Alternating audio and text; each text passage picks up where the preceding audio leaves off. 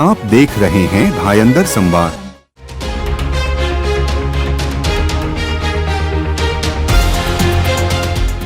वंदे वंदे भारतीय जनता पार्टीचा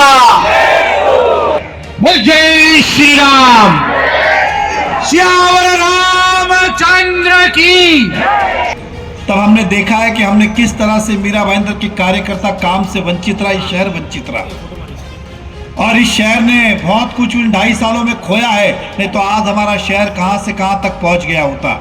लेकिन आने वाले समय में हमें ये नुकसान भी भर के करना है कि जो हमारा पिछले 2.5 साल में नुकसान हुआ जब सरकार नहीं थी, उसको आने वाले समय में जनता को लौटाना है। मीरा भाईंदर वो शहर है जिसने तेजी से प्रगति की। मैं किस किस काम की बात करूं, मैं बाकी सब काम तो गिनाता नहीं, लेकिन मैं एक बात कहना अवश्य चाहूंगा। रविंद्र चौहान जी को भी ये कहूंगा कि मीरा भाईंदर शहर में एक भी हॉस्पिटल सरकारी नहीं था। जब हमारी सरकार बनी और सत्ता आई तो हॉस्पिटल भाईंदर वैद्य में पंडित भीमसेन जोशी रेगुलर बनाने का सौभाग्य किसी को प्राप्त हुआ तो भारतीय जनता पार्टी को हुआ।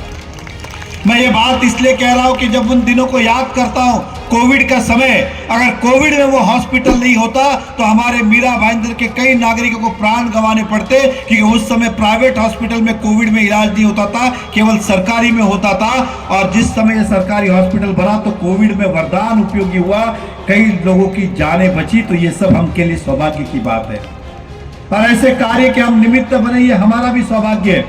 मैं उसके बाद अब बात करता हूं कि जब 22 तारीख को रामलल्ला जी विराजित होने वाले थे तो कुछ असामाजिक तत्व के लोगों ने हमारे कुछ राम भक्त के ऊपर मारहाण की, झंडे का अवमान किया, राम जी का अपमान किया।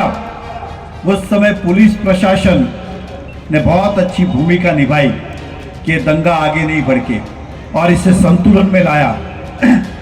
अगर ये पुलिस कमिश्नरेट यहाँ ना होता और एसपी होते, एसपी थाना में बैठते थे, मात्र पुलिस स्टेशन में एक पीआई और एक पीएसआई, एक एपीआई होता था।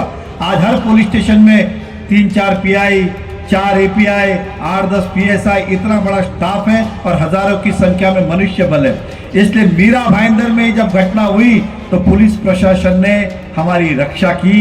इसलिए अगर ये कमिश्नरेट ना होता तो शायद क्या होता ये भी नहीं पता। इसलिए ये भी हम सबका सौभाग्य रहा कि इस मीरा भाईंदर में हमें कमिश्नरेट बनाया। ऐसे कई सारे कार्य पिछले 50 साल में इस पानी के लिए अनेक दंगे हुए, लड़ाई लड़ी, लेकिन किसी से ये प्रॉब्लम सॉल्व नहीं हुआ। लेकिन आदरणीय देवेंद्र फडणवीस जी की सरकार और आदरणीय देवेंद्र जी ने मात्र पहले 29 दिन में हमें 70 MLD पानी दिया और उन्हें पता था ये पूरा नहीं होगा। उसके बाद 2018 में सूर्या डैम जैसी नई योजना पूरी की। ये तो 21 में पूरी होनी थी, लेकिन 2.5 साल हमारी सरकार नहीं होने के कारण डिले हुआ। अब ये 2024 एंड तक, दिसंबर तक मीरा भाईंदर को 24 घंटे पानी मिलेगा। ये भारतीय जनता पार्टी की देन है। जिस मेट्रो की हम बात करते, चुनाव के दौर में लोग बात करते थे कि मेट्रो के बैरिकेड लगे, कल चुनाव खत्म हो जाएंगे, निकल जाएंगे। जो लोग ऐसी बातें करते थे आज वो देख ले कि 2025 में इस मीरा भाईंदर में मेट्रो से हम सफर करेंगे। और मुझे विश्वास है कि 2025 में जब रविंद्र चौहान जी को हम बुलाएंगे तो वो ट्रैफिक की बात ही नहीं करेंगे, क्योंकि वो मेट्रो से सफर करेंगे और मेट्रो से यहाँ आएंगे। श्यावर रामचंद्र की। मीरा भाईंदर के कार्यकर्ताओं में जो ताकत है, यहाँ के मतदारों का जो विश्वास हमारे विचारों के ऊपर है, ये विचार को हमें और सुदृढ़ अगर बनाना है, समस्याओं का निराकरण करना, ये हमारी जवाबदारी है। और फिर इसलिए उन्होंने हर उस बार इस मीरा भाईंदर को बहुत सारी योजनाओं के माध्यम से इस मीरा भाईंदर का चेहरा मोहरा ही बदल दिया। ये आप सभी को मालूम है। मैं इसलिए कहना चाहता हूं कि ये मीरा भाईंदर,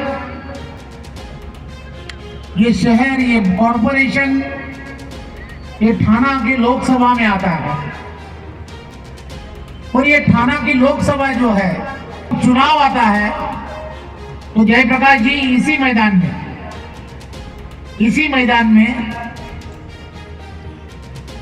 गए 3 टर्म, इसी मैदान के अंदर जो भी उम्मीदवार आता है मीरा भाईंदर के लिए आशीर्वाद लेने के लिए इसी मैदान में आता है।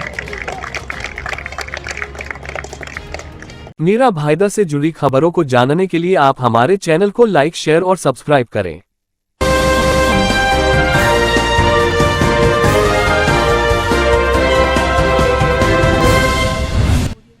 आप देख रहे हैं भायंदर संवाद।